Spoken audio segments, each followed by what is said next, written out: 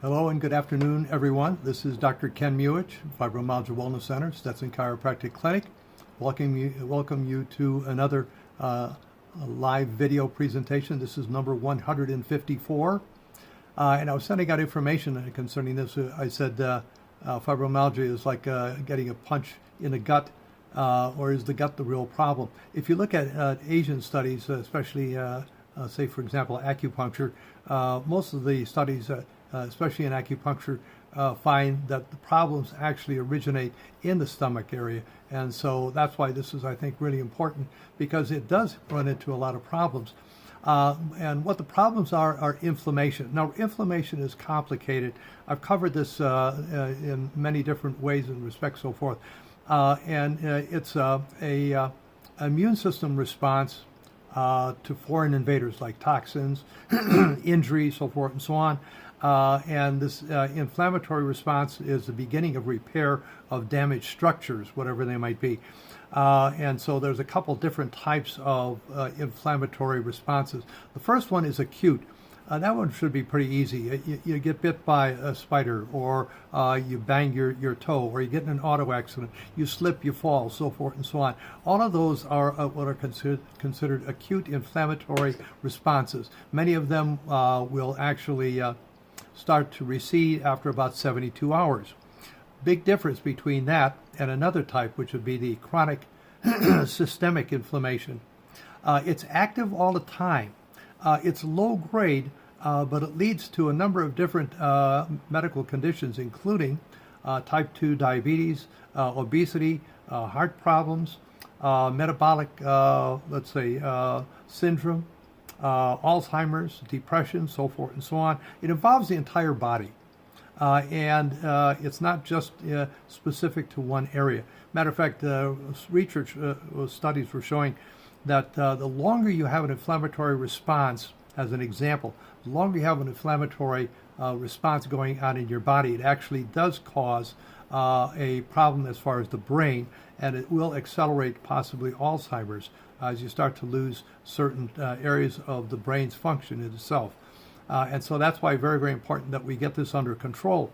But one of the things about the inflammatory response itself is that it involves the gut and how your gut has like trillions of bacteria in it. It's called gut flora. Some are friendly, you need those, but some are not so friendly. One of those not so friendly ones is a bacteria called lipopolysaccharides, LPS, which is also another name for endotoxins. It's a gram-negative bacteria, and it's called a toll-like receptor 4, or TLR4. And the interesting thing about this is that it leaks slowly, a little bit at a time. It's not one of those gushing things. It flows into the bloodstream, into your bloodstream. And so that's why it involves the whole body, because wherever the blood goes, obviously, it might adversely affect you. And so over a small amount of time, this stimulates a chronic systemic inflammatory response. And the problem is that it can show up anywhere in your body because of this. And it can last for weeks, months, years, decades. It builds up over a long period of time. It's very, very interesting, and can lead to metabolic endotoxemia. The studies show that unhealthy diets, okay, here we go again, that word diet, D-I-E-T, but unhealthy diets such as high fat or improper carbohydrates, refined, processed ingredients, refined fructose, gluten, all of those actually are considered an unhealthy diet. Now, I've had patients tell me, I have no problem when I eat gluten. Great, that's all right. No two people are alike, all right? But I'm just saying that based upon what chemicals and so forth are in gluten and how it affects your stomach, you may be having this slow inflammatory process, and you don't even realize, don't even know about it until you get really, really sick. So which part of the diet is this endotoxemia? Well, it's multifactorial, that was what it's called.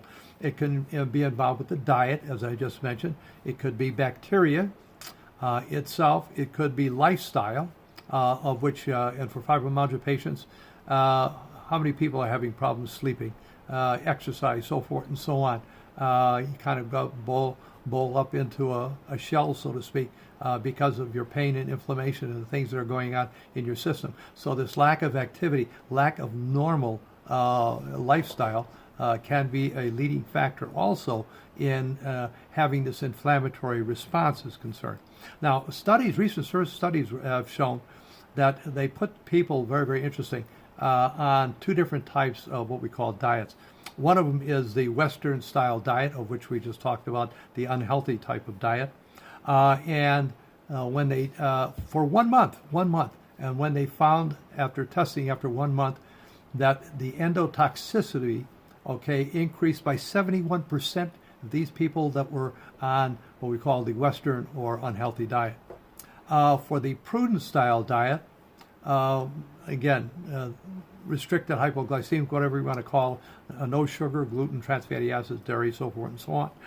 In 1 month, they found that their style diet, that there was a 31% decrease in the endotoxicity within an individual, each individual within a group, as an average of 31%. That's fantastic. So if you have constantly on a bad diet, it can increase that, especially if you're having a lot of stomach problems. And so many fibromyalgia patients have so many problems as far as irritable bowel, et cetera, the gastrointestinal area is concerned. And so, again, we fall back on eating proper foods and so forth and so on. Note, today's studies show that 2 out of 3 people, adults actually, and 1 out of 3 children actually are considered overweight or obese. And so the reason why is, again, not only multifactorial, but also the increase in calories, the type of foods you eat, ultra-processed foods, all these different things that can add up to a real bad illness in itself that slowly creeps up on you, like the diabetes, like the heart problems and obesity and all the other ones that I had just mentioned. They can slowly creep up on you, and then by the time you start feeling sick and so forth, you have a long road back to recovery. So at least your immune system tells you about the acute one, but as far as the slow, low level, that's something that is very, very difficult to deal with because you don't have any show of symptoms or conditions for maybe months, years, and then all of a sudden, bingo, you start having problems. Why is this important for fibromyalgia patients? You notice how certain things tie in: irritable bowel, so forth, the gastrointestinal area, inflammation, pain, all these different things. And so what can you do for inflammation and what can you do for fibromyalgia? Well, again, dietary things are really, very important.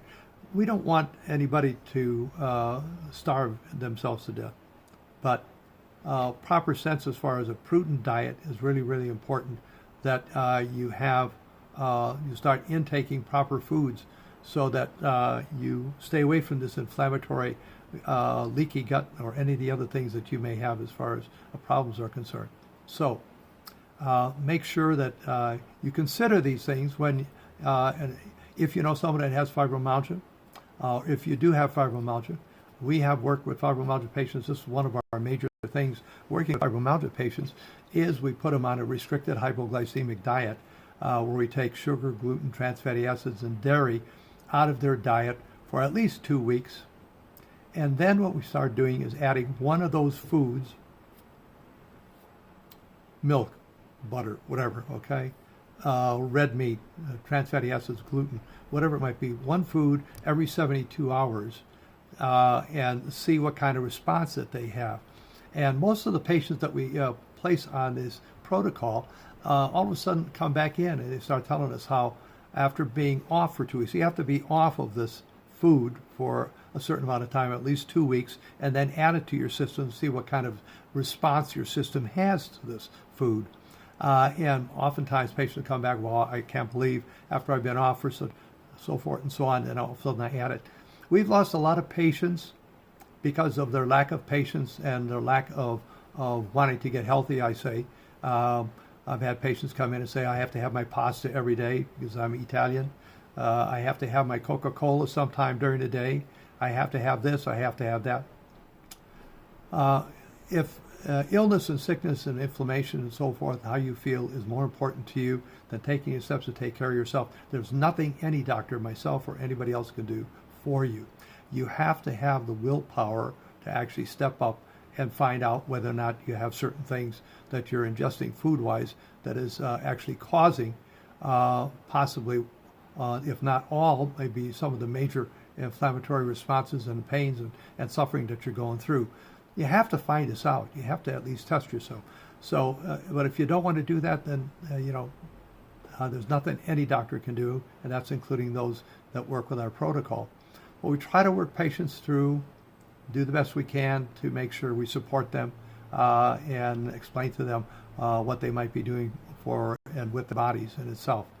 There are answers for fibromyalgia and a lot of your other conditions. Keep in mind, almost every health condition that you may have has an inflammatory response. Some of them are chronic systemic inflammatory responses that are going through your system. You can do something about it if you are willing to take the time to take care of yourself and try what we're trying to do for you. Those people that are, those people that have and gone through our protocol are doing exceptional as far as improvement is concerned. But until you find out what the problems are, and almost all your health problems are inflammatory, then you really will continue to suffer and have more problems as they evolve throughout your system. Well, it's almost time. Anybody have any questions? We're more than willing to help you with this. Next week, I'm going to be at a conference, and so I will not be available for next Monday. I'll be out of town at this conference, and so I hopefully will bring back information for you that you can use in a healthy, happy way, and I look forward to doing that for you. Hey, thank you so very, very much. This is Dr. Ken Muich, Fibromyalgia Wellness Center, Stetson Chiropractic Clinic, where we've been working with fibromyalgia patients since 1990. If you want to email me, my email address is dcken2000, that's 2000 at cs.com, dcken2000 at cs.com. And just send me a note or a letter or whatever, and let me know what your problems are. We can discuss them and talk to you about what we might be able to do, or just give you information to help you. That's just as important.